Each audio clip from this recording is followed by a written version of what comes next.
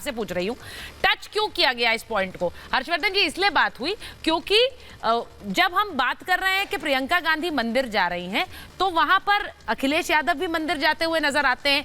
सवाल इसलिए, डिबेट इसलिए बनती है क्योंकि प्रियंका गांधी के नर्मदा के तट पर जाने से पहले बीजेपी ये सवाल पूछ रही कि पहले क्यों नहीं आए, पहले क्यों नहीं ये पूजा की, और इस पूजा का मखौल उड़ाने वाली तस्वीरें भी मैंने आपको दिखाई। क्या ये अपने आप में एक द्वंद्व नहीं दिखाता है कि पकड़ना है इस मुद्दे को या छोड़ना है क्योंकि 2024 आ रहा है? सुचेता जी, सबसे पहले तो मैं कहूंगा कि भाटी जी जो है ना, घर से डिबेट न किया करें ऐसे महत्वपूर्ण मसलों पर। इतनी गंभीर बात कहते हैं, दूर से कहते हैं, तो ये ठीक नहीं है।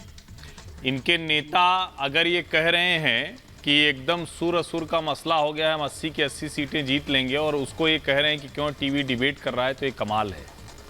अब ये तय करेंगे, और ये नेताओं की आदत होती है, लेकिन नेताओं को इस आदत से निकलना चाहिए। मीडिया तय करेगा कि कौन से मुद्दे पर डिबेट करें और कौन से पर नहीं करें। कितनी डिबेट करेंगे, कितनी नहीं करेंगे, ये आप लोग तय करेंगे। लेकिन आपके नेताओं को बोलने से बचना होगा, ये देखना होगा कि कहां क्या बोलना है। अब अगर नेता किसी भी तरह का व्यवहार करेगा तो वो मुद्दा है। अगर वो मुद्दा नहीं होता तो इस देश में कोई हिंदुत्व को आईएसआईएस और बोको हरम से नहीं जोड़ता।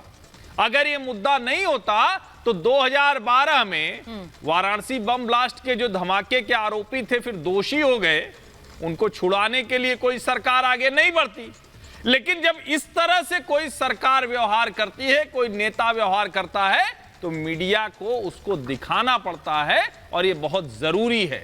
अगर हम सिर्फ सड़क, बिजली, पानी की बात करते हैं तो आप कहेंगे कि देखिए सिर्फ यही दिखाते जा रहे हैं, बड़े मुद्दे उसकी बात ही नहीं कर रहे। और नर्मदा पर जो आज आरती हुई है, नर्मदा पर आरती प्रियंका जी इसीलिए न कर रही हैं क्योंकि उनको लग रहा है कि कहीं न कहीं देश में कांग्रेस पार्टी की एक जो छवि है वो हिंदू विरोधी बन गई थी। इसको ठीक कैसे करें?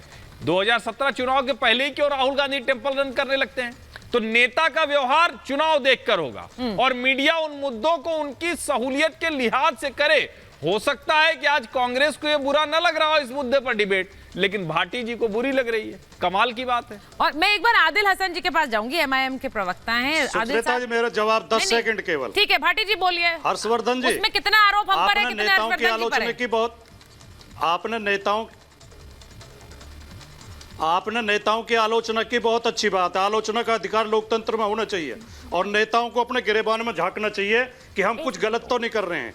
लेकिन आप जैसे जो पत्रकार कहते हैं अपने आप को, मैं 5 साल से आपको सुन रहा हूं, आपने एक डिबेट में सरकार से एक सवाल पूछा हो तो मैं आपको पत्रकार मान लूं। जब आप जैसे पार्टियों के कार्यकर्ता पत्रकार का भेष बना के बैठते हैं, ये पत्रकारिता के लिए शर्म की बात है। जो सत्ता से कभी सवाल नहीं पूछते, आप केवल विपक्ष के सवाल पूछते हैं, सरकार से कभी सवाल नहीं पूछते। कैसे पत्रकार हो आप? उसे पत्रकार कह सकते हैं जो सरकार से सवाल ना करता हो, जिसे सरकार में कोई कमी दिखाई न देती हो, उसे किसी भी दृष्टिकोण से पत्रकार कह सकते हैं। अच्छा, मेरे को लग रहा है कि पर्सनल मत करिए। कोई जवाब दे दे मुझे इस बात। इसका जवाब, ये जो फर्जी पत्रकार हैं, इन्होंने देश का माहौल खराब कर रखा है। सिर्फ एक लाइन, ये देश का एजेंडा बिगाड़ते हैं। जब ये देश का कोई परसेप्शन बिगाड़ते हैं। बौखलाकर पत्रकार को किसी पार्टी से जोड़ता है तो ये दिखाता है कि उसका मानसिक थोड़ी देर पहले आप भी बौखला रहे थे, उसके पास आपको तर्क नहीं है। पत्रकार की आलोचना बुरी लग रही है। भाटी जी, तो नेता की आलोचना बुरी नहीं